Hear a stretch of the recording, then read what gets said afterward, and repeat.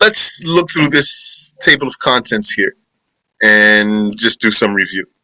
Maybe I'll ask you some questions you can answer for me, inshallah ta'ala. So let's look at the obligation of prayer. So the obligation of the prayer. Here's a question for you. Is there a difference between saying fard prayer and wajib prayer? Is there a difference between saying fard prayer and wajib prayer? Uh, so the answer to that question should have some nuance to it, I suppose. Let's see here. Depending on madhab. Okay, that's good answer. The madhab depends on the madhab. So, yes. So then, what's the consensus? Thank you for that answer. What's the consensus concerning the prayers? You said that there are 5 prayers. This answer, you said 5 obligatory prayers. This answer is not really complimenting my introductory question, though. There's a reason I started that way so that I can ask this question. 5 prayers that are fard is the consensus. Yes, barakallahu feekum. 5 fard prayers by consensus. But it's not a consensus that fard and wajib mean the same thing. So that we, in citing the Shafii school, we say there's 5 fard prayers, there's 5 wajib prayers. There's no difference between those two for us. But the Hanafis, they don't say there's 5 wajib prayers, there's 5 fard prayers. They say there's 5 fard prayers.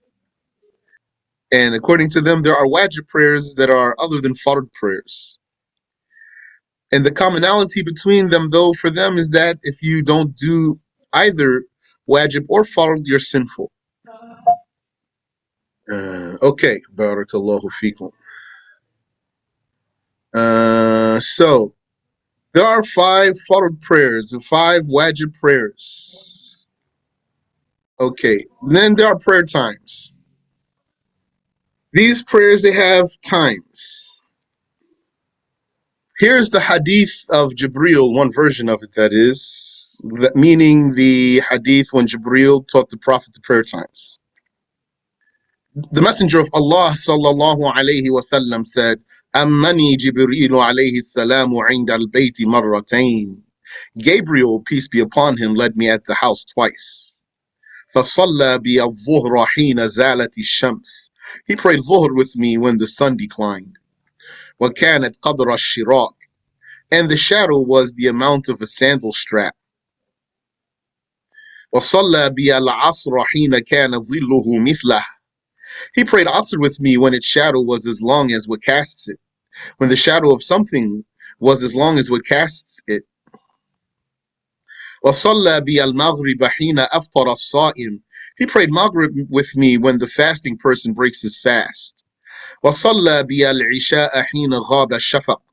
And he prayed Isha with me when the twilight set. Okay, before we read the rest of the hadith. So, you have learned how to determine the prayer times, according to the Shafii school. Yani.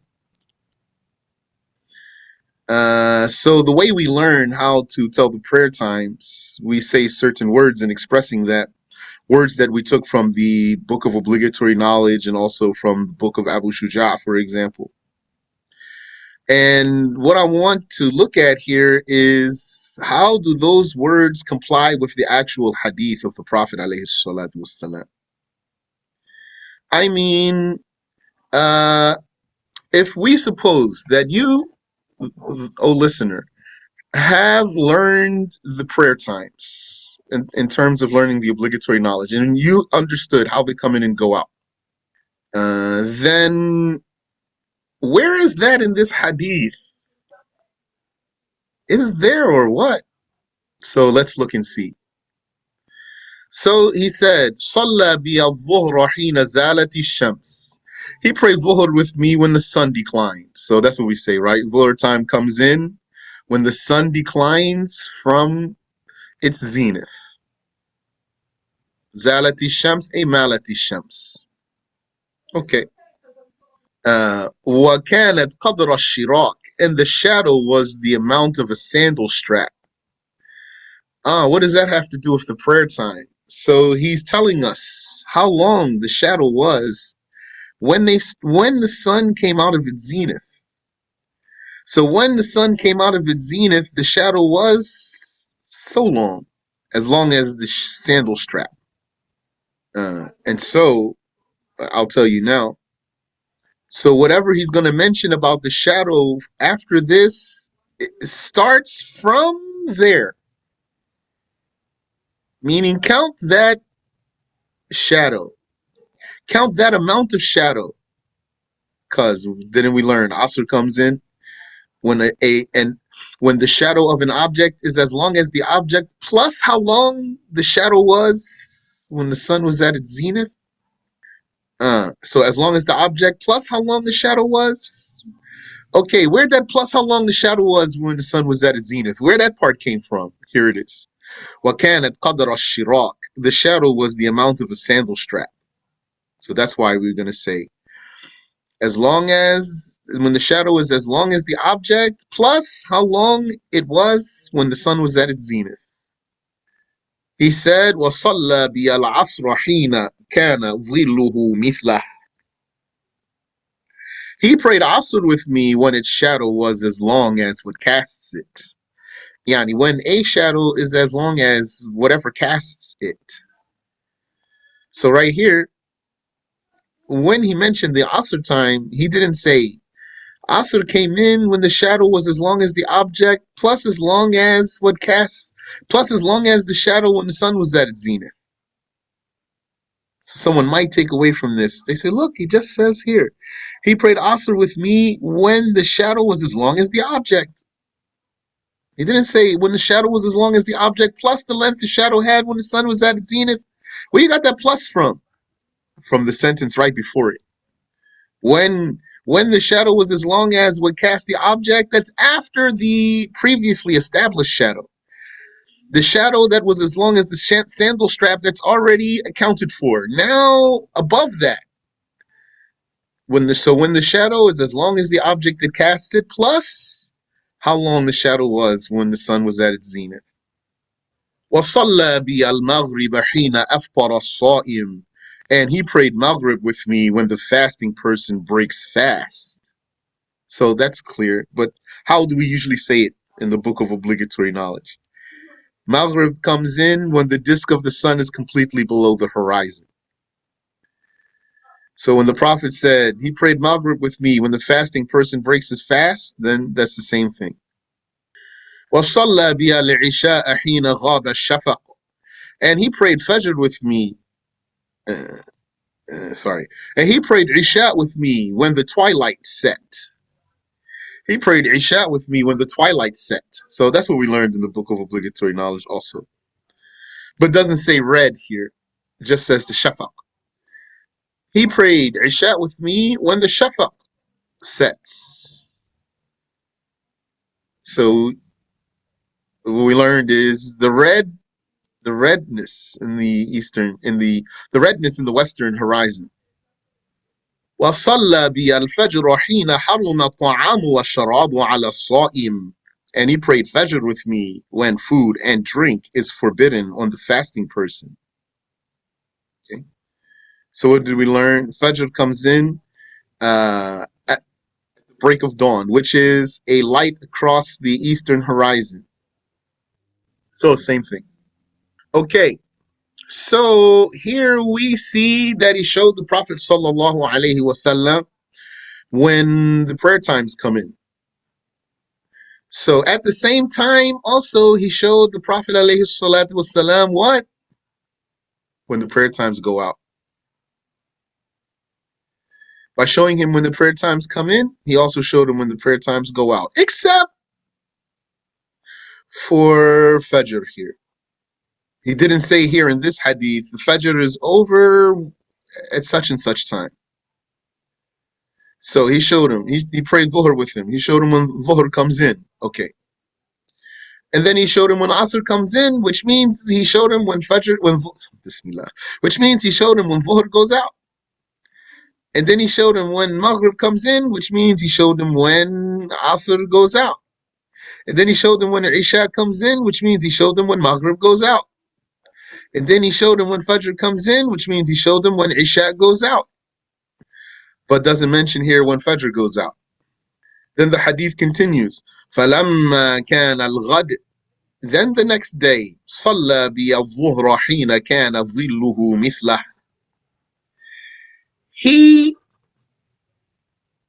The way we have it written here, he finished praying Dhuhr with me by the time the shadow was as long as what casts it.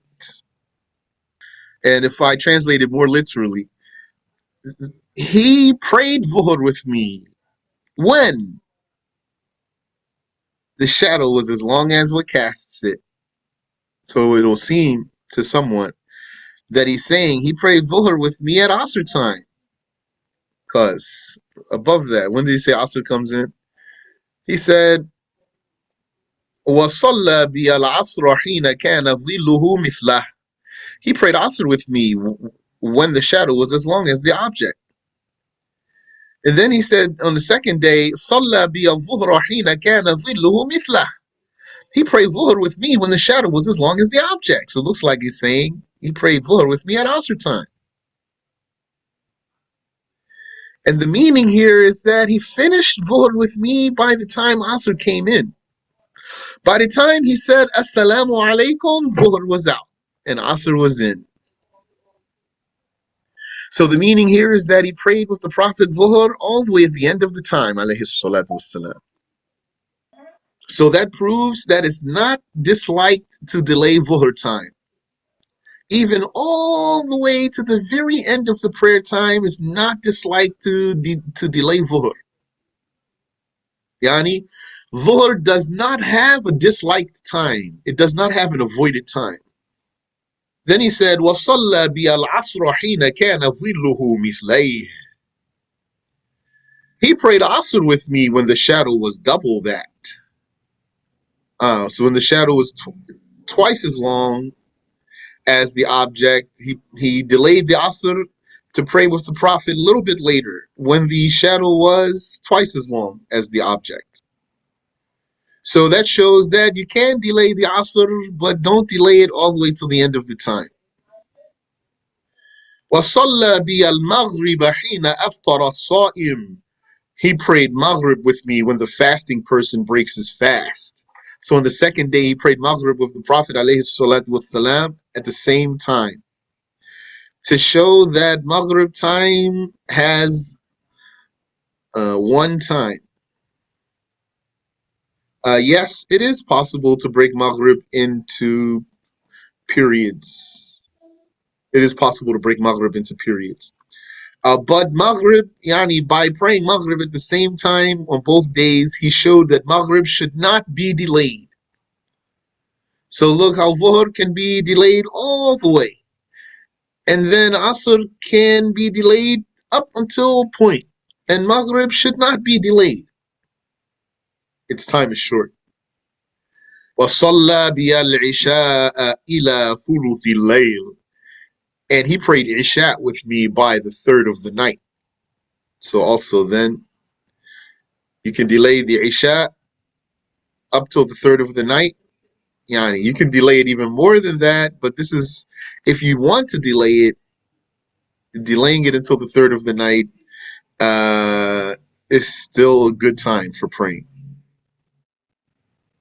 وَصَلَّى بِيَ الْفَجْرَ بِأَسْفَارٍ And he prayed Fajr with me by daylight, meaning when the light of day begins to appear. So it means that Fajr can be delayed also. ثُمَّ الْتَفَتَ إِلَيْهِ Then he turned to me. فَقَالَ And he said, يَا مُحَمَّدْ O Muhammad, هذا وقت الأنبياء من قبلك This is the timing of the prophets prior to you.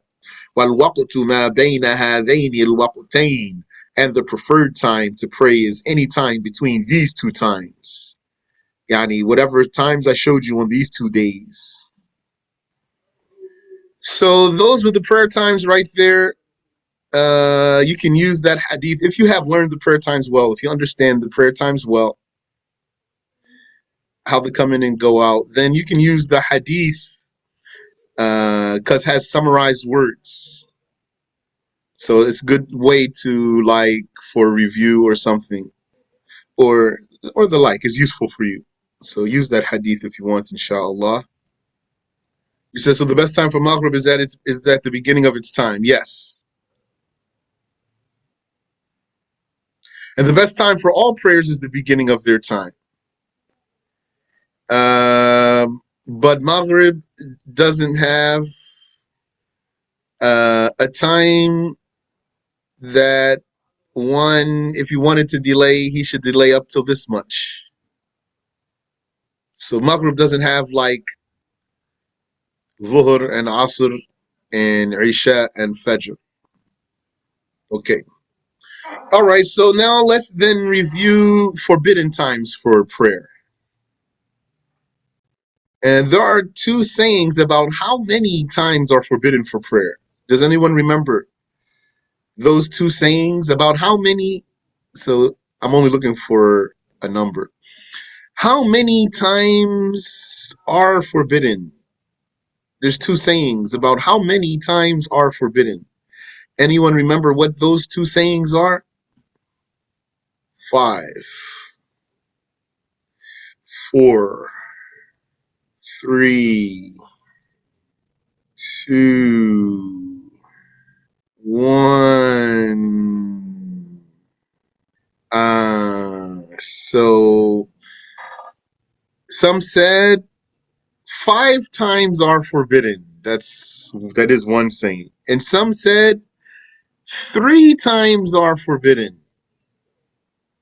Some said 5 times are forbidden. Some said 3 times are forbidden. And what did we learn is the strong saying? What we learned is the strong saying is 5 times. And it's almost like the two sayings are saying the same thing, but they're not exactly saying the same thing. So what are these times? Let's look at the 5 times, and then we'll look at the 3 times, so we can see how they differ.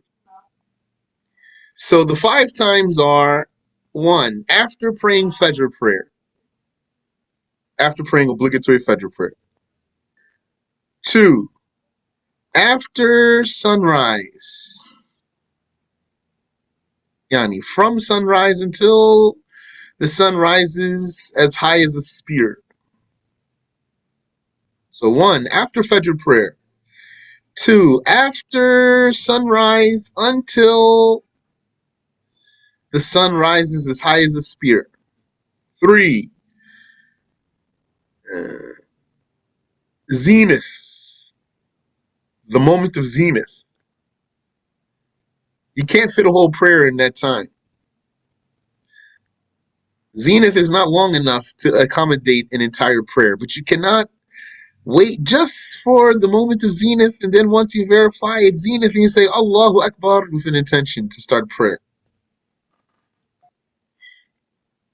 Then, number 4, after you pray Asr.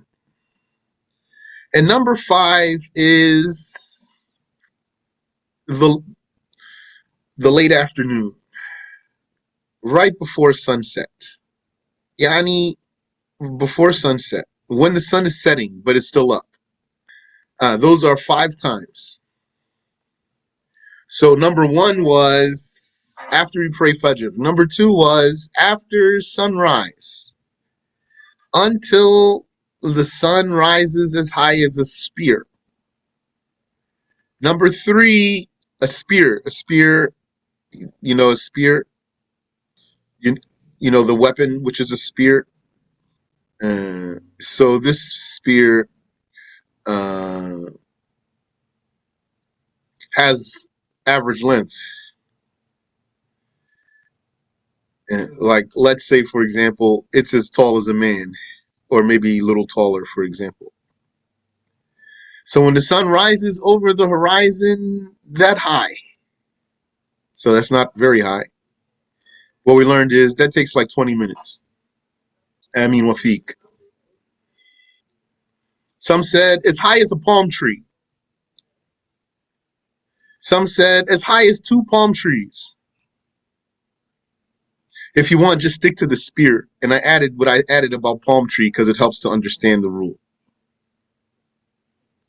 Number 3 is zenith. Number 4 is after praying Asr. Number 5 is during sunset. What sunset here means the sun is still up. It doesn't even mean it's even dipping yet below the horizon, even before that. There's short time before the sun starts dipping below the horizon. The sun's still up in the sky, and that's when it becomes yellow, and you can bear to look at it without hurting your eyes. And the sunlight on the walls is yellow. This time, it's haram to pray. That's number 5. So that's clear, insha'Allah ta'ala. So how some people said there's only 3? Because I think you can perceive that they blended 2 of those. Because after you pray Fajr, you can't pray. Until when? Until sunrise? Okay, and then sunrise, you still can't pray. You can't pray during sunrise until the sun rises as high as a spear. So some of them said, so basically it's just you can't pray from the time you pray Fajr until the sun rises as high as a spear. So that's 1. And then 2 is at zenith. And then 3 is from the time you pray Asr until the sun goes down. But what we learned is second one is the first one is stronger. To say 5 times is stronger. There's a meaning in there that's not in the second one. To say 5 times has an extra meaning. The extra meaning is pointing to that sometimes you're not going to pray, you can't pray because of what you did, which is you performed the prayer. You prayed Fajr or you prayed Asr. And sometimes you can't pray not because of what you did, but because of some sign, some time that started. This time starting has nothing to do with what you do. It's going to start whether you do something or not. So, after you pray Fajr, so this means what you might do. Fajr comes in, then you're going to pray Sunnatul Fajr. And then usually one would pray obligatory Fajr, and then that's it. Now you can't pray until the end of Fajr time. And then you still can't pray while the sun is rising until it rises as high as a spear. But maybe you might pray 2 sunnahs of Fajr, and then maybe 2 more sunnahs, 2 more sunnahs, 2 more sunnahs. It's not haram. 2 more, 2 more, 2 more, 2 more. Not haram. And then finally you prayed Fajr on time. Let's say not even in a dislike time, because it is permissible to, it's not disliked to delay Fajr for a little bit of time like we described in the Hadith. Maybe you prayed 2, 4, 6, 8, and then you prayed Fajr. Still inside good time. That's all possible. So now you can't pray afterwards. So the prohibition here is dependent on your action. If you didn't even pray any sunnah prayer before Fajr, on purpose you left out the sunnah prayer, then you prayed Fajr, then khalas, now you can't pray until the known time. Or you could pray 2 sunnahs before Fajr, or even more than that, before Fajr. And then once you pray Fajr, now you can't pray until that known time. So that's one thing. Yes. I got a question. Yes. So if for some people who have a lot of obligatory prayers to make up, it's then wise for them to pray make up those prayers before praying Fajr? I didn't get there yet. Inshallah, I'll mention for you. Okay. I want to build up to something. Okay. Uh, okay. Now, yes. Now, at sunrise, now this is just a prohibition. It's not related to anything that you do. You just can't pray at this time. So it's different, even if it connected right to the back of the other prohibition. This is basically, according to those who said 5, it's a new prohibition that starts right at the back of the old prohibition. But it's proper to separate them and make them two different things, not to blend them into one thing. So what's the difference here? The difference here is, let's take a look at Asr. So same thing, Asr, like I told you about Fajr.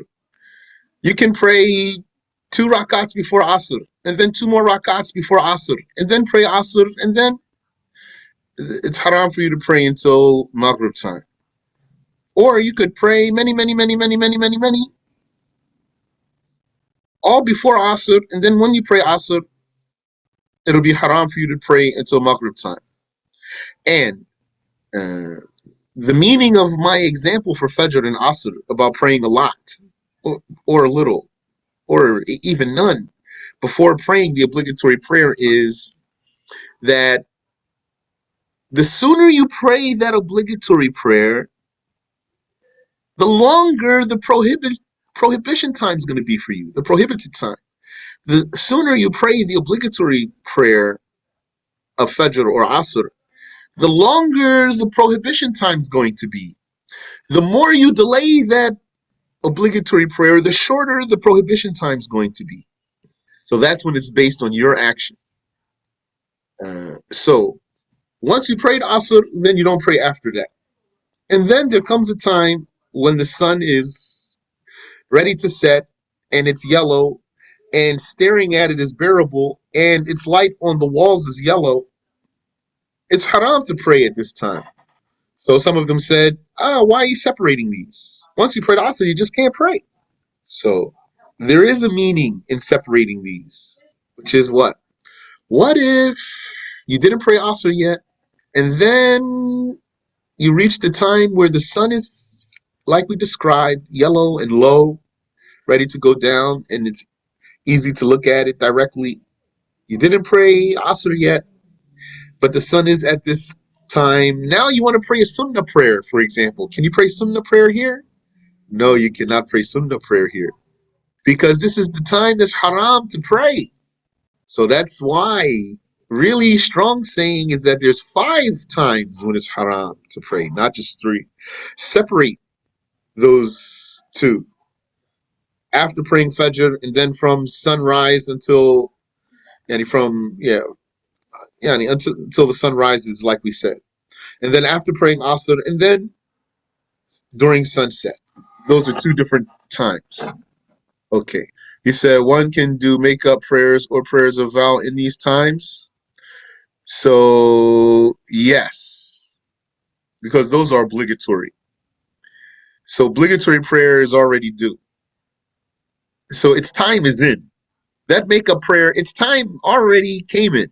And that vowed prayer, if its time came in or its reason came in, then it's due. So, you can pray at those times. So, inshallah, that's clear. He said, according to the text, if one is inside the territory of haram, these forbidden times are not applied to him, right? Yes, that's right.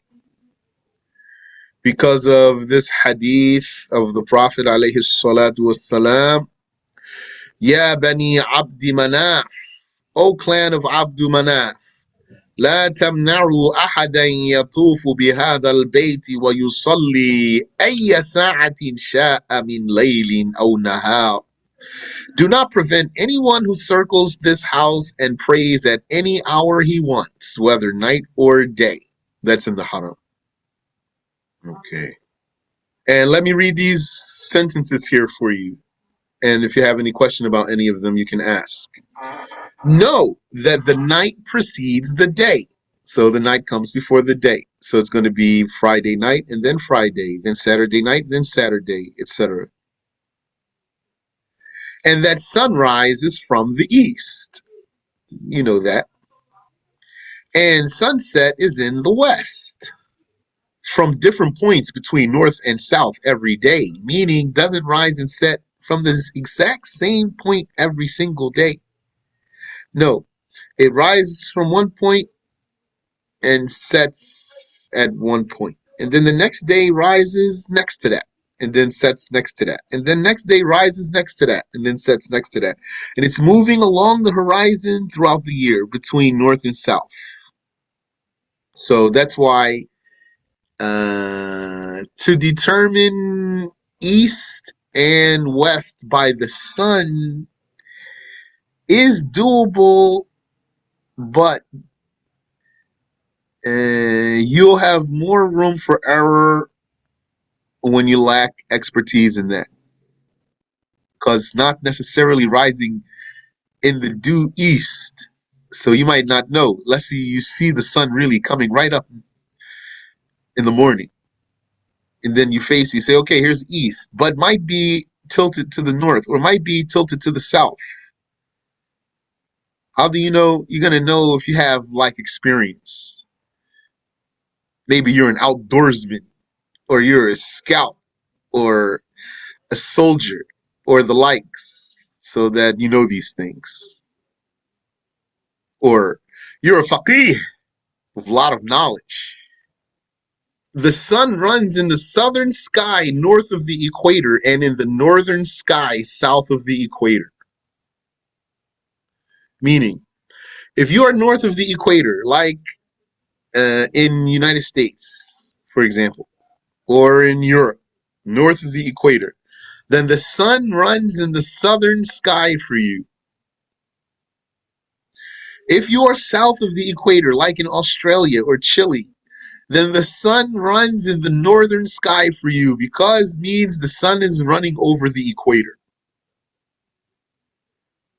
The sun's running over the equator. So if you're north of the equator, then the sun runs in your southern sky. If you're south of the equator, then the sun runs in your northern sky. If you're on the equator, sun runs right overhead. The zenith is as high as the sun ascends in your locale. Wherever you are, you're going to see the sun rising in the east and setting in the west. So, and what's your reference? Your reference is the horizon itself. The horizon itself.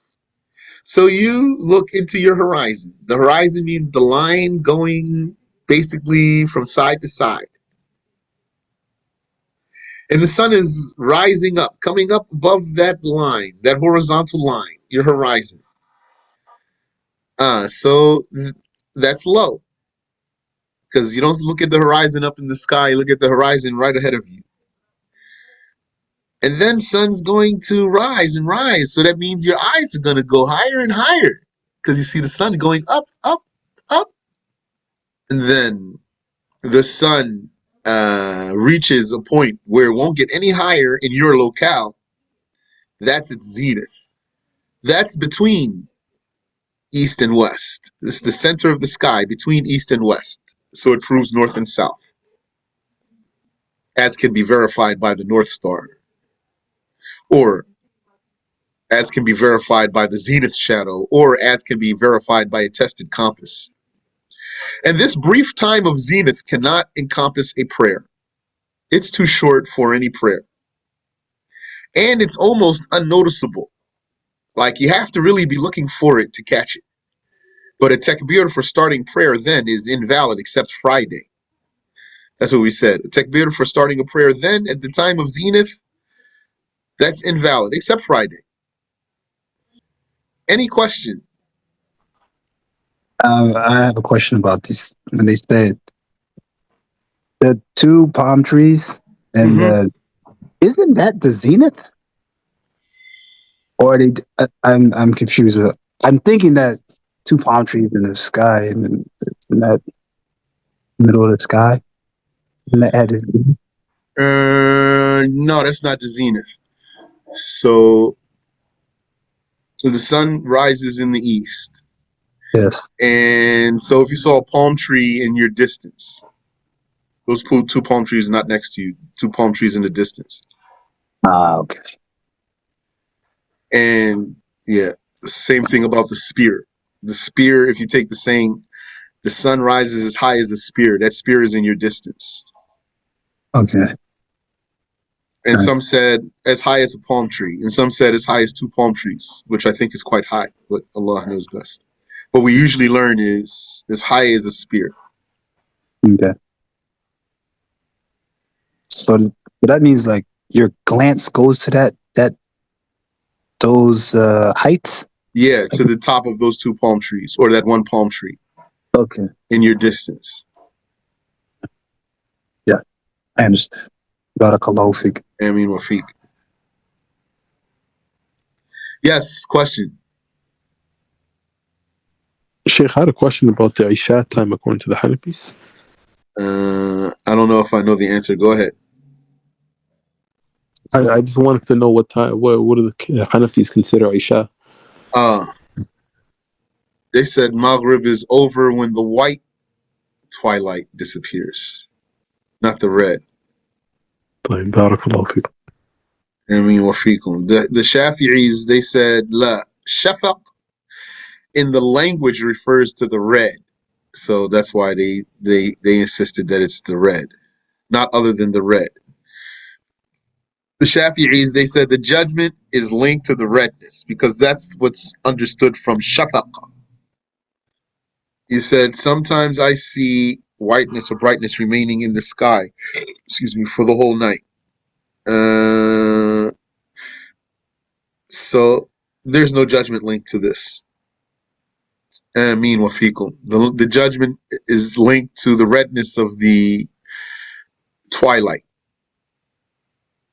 On a clear night, when the sun goes down, there will be the red twilight, and then it will disappear, usually in most places on Earth. Not talking about somewhere where that's not the case usually. Then when that goes away, Isha is in.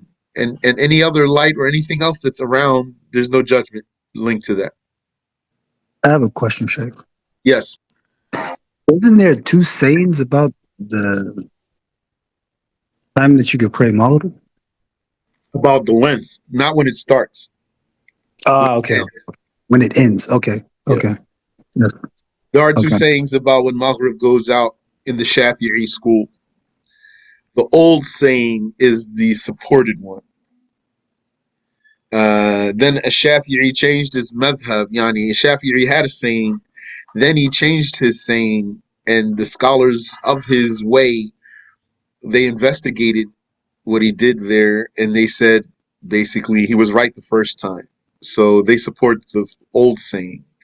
But even according to saying, the new saying, which is to say, Maghrib ends, or Maghrib lasts as long as it takes to call the adhan and the iqamah and to make purification and cover oneself for prayer and to pray 5 rak'ats. Even according to this saying, this doesn't mean that it's haram to pray overtime. Yani, according to this saying, there's a gap between Maghrib and Isha. Just like there's a gap between Fajr and Dhuhr, according to this saying, there's a gap between Maghrib and Isha. The Maghrib time is shorter.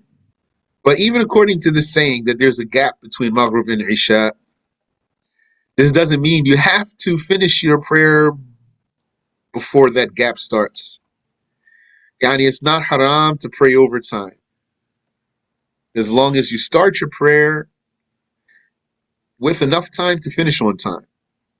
And that's for all the prayers. As long as you start your prayer with enough time to finish on time, then praying overtime is not sinful. The obligatory prayer, I mean. Some people, to clarify this for you, some people, they ask, that is, they say, if somebody delays his prayer all the way to the end of the time. And he wants to, we know that the rule is you need to start your prayer with enough time to be able to finish on time so that your prayer doesn't spill over into the next time. So if a person did that, he needs to leave out all the sunnah prayers, all the sunnah things of the prayer, and just do the obligation so he can fit the prayer in. So this is not what's meant here. Meaning, what you need to be most concerned about is starting your prayer in a time that enables you to finish on time. Not finishing your prayer inside the time. That's not really the priority. Finishing your prayer inside the time is not the priority, like starting your prayer with enough so that you have enough time to finish your prayer on time. That's the priority. So the person would have to kind of know how long it takes to do their prayer. Is that? Yeah, so that means that unless you are really a super expert at those times and observing things like the shadows and the sunset and all of that, then there's a gray area in there for you, and you need to start your prayer with enough time to be able to finish on time. Like in the Hadith, it's not going to be hard to comprehend that the Prophet and the angel finished the prayer right as soon as Asr time comes in, because they are so blessed and have so much knowledge and guidance. But one of us, how's he going to time it so much? He said, now, Allahu Akbar, so that by the time he says Assalamu alaikum, the prayer is out and the next prayer came in. I just want to remind you where the priority is. Everyone. I want to remind everyone where the priority is here as far as doing your obligation. Start your prayer with enough time to be able to finish on time. That's your obligation. Not to avoid praying over time. Starting the prayer, Sheikh. Yes. And in its time, and the time goes out while you're praying, you still consider doing that prayer, right? Catching that prayer. As long as you were able to fit an entire rakat in the time, then it's on time. Yes. But if you were not able to fit the entire prayer in its time, then this is haram. So that means there's a point where it's on time and haram. On time if you can fit a whole rakat in the time, but haram because you delayed it so much that you can't finish the whole prayer in its time. And if you can't even finish one rakat of the prayer in its time, then at that point it's a make-up prayer. Any other question? I have a question. Yes. I'm sketching you on the point of that same scenario where the time goes out. They made the one rak'ah in its time, so they caught the prayer. Do they lose the whole reward, or they lose some of the reward? I don't know if they lose all the reward always. For Asr, yes. I mean, Wafiq. But we learned that a make-up prayer is rewardable. Mm. Make-up prayer is a rewardable obligation. Only one have a question about is Asr because it's going to lose reward before the time even goes out. So it's going to become rewardable after the time goes out. As a make-up prayer, I want to just double check that. Let a teacher answer that for me. When the dislike time of Asr comes in, there's no reward. Any other question? سبحانك اللهم وبحمدك أشهد أن لا إله إلا أنت أستغفرك وأتوب إليك